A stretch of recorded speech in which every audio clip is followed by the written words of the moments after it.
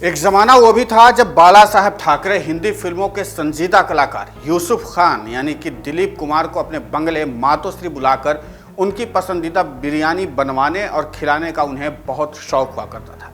लेकिन दूसरी तरफ वे तब सियासी तौर पर आमची मुंबई का नारा देकर मराठाओं को एकजुट करने में भी लगे हुए थे, ताकि महाराष्ट्र में शिवसेना की जमीन को इतना मजबूत कर दिया जाए कि आने वाले कई सालों तक इसे कोई उखाड़ न सके। लेकिन बाला साहब ठाकरे ने शायद ही कभी यह सोचा होगा कि उनके दुनिया से विदा होने के कुछ साल बाद ही उनकी अगली दो पीढ़ी न सिर्फ सक्रिय राजनीति में कूदेगी, बल्कि उनका एक गलत फैसला सबसे ताकतवर शिवसेना को ऐसी बुरी हालत में ले आएगा जिसका कोई सोचा भी नहीं था।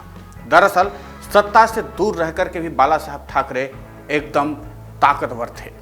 गौर करने वाली बात यह है कि अंग्रेजी और मराठी अखबारों में कार्टून बनाने वाले बाल ठाकरे ने 1966 में जब शिवसेना की स्थापना की थी तो उन्होंने मराठा लोगों को एक बड़ा भरोसा दिलाया था कि यह सेना सिर्फ आपके हितों के लिए बनी है, जो मुंबई से लेकर दिल्ली तक हर लड़ाई लड़ेगी। तब उन्होंने एक बड़ा वादा यह भी किया था कि वे ताउम्र कभी भी सक्रिय राजनीति में नहीं कूदेंगे।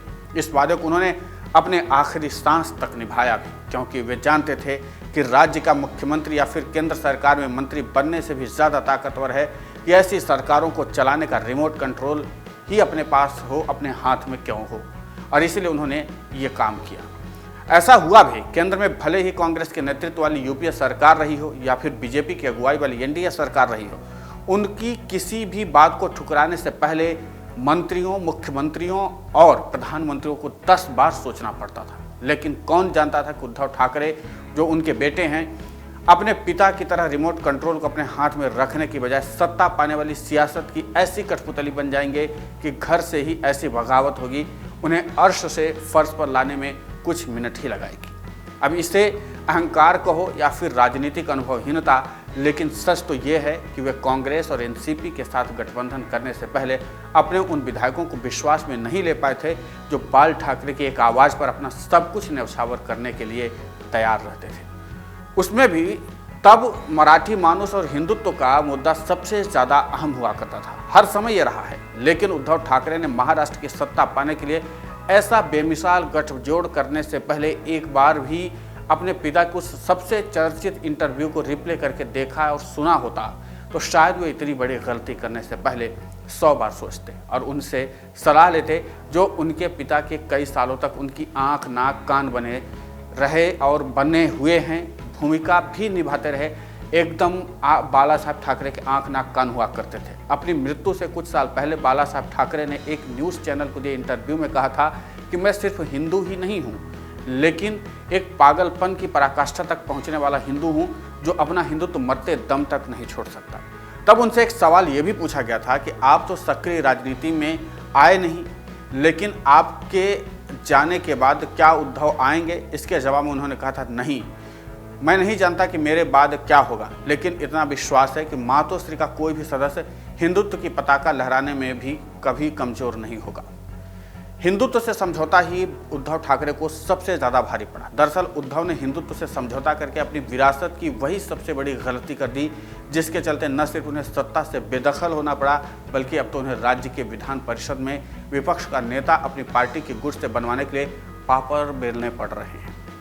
जानकार बताते हैं कि नौबत तो यहाँ तक आ गई है कि शिवसेना, एनसीपी और कांग्रेस के गठबंधन वाली महाविकास अघाड़ी यानी कि एमवीए अगर टूट जाए तो किसी को हैरानी नहीं होनी चाहिए। अगर ऐसा होता है तो इसे उद्धव ठाकरे के राजनीतिक भविष्य को हाशिए पर लाने का एक बड़ा संकेत ही समझा जाएगा।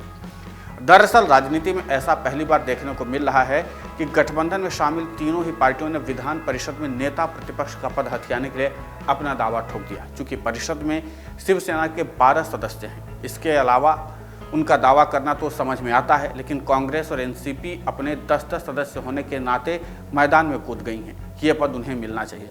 सियासी गलियारों में चर्चा है कि उद्धव ठाकरे ने अपने करीबी अनिल परब को नेता विपक्ष बनाने की तैयारी शुरू कर दी, जबकि एनसीपी एकनाथ खड़से को विधान परिषद में नेता प्रतिपक्ष बनाना चाहती है। हालांकि कांग्रेस की लिस्ट में 3 नेताओं का नाम है, लेकिन गौर करने वाली बात तो ये भी है कि पिछला चुनाव कांग्रेस और एनसीपी साथ मिलकर लड़े थे, इसलिए ये वे दोनों एक ही संयुक्त पत्र विधान परिषद के सभापति को सौंपकर ये दावा कर सकते हैं कि इस पद पर उनका ही अधिकार है। बता दें कि 78 सदस्यों वाली महाराष्ट्र विधान परिषद में बीजेपी के 24, शिवसेना के 12 और कांग्रेस और एनसीपी के 10-10 सदस्य हैं। Lok Bharati peasants and workers party of India और राष्ट्रीय समाज पक्ष का भी एक सदस्य है। हालांकि विधान परिषद में 4 निर्दलीय सदस्य भी हैं, जबकि 15 सीटें खाली हैं। देखना दिलचस्प होगा कि ये पद महाविकास अघाड़ी को आगे के लिए जिंदा रखता है या फिर यहीं पर उसका द एंड हो जाता है।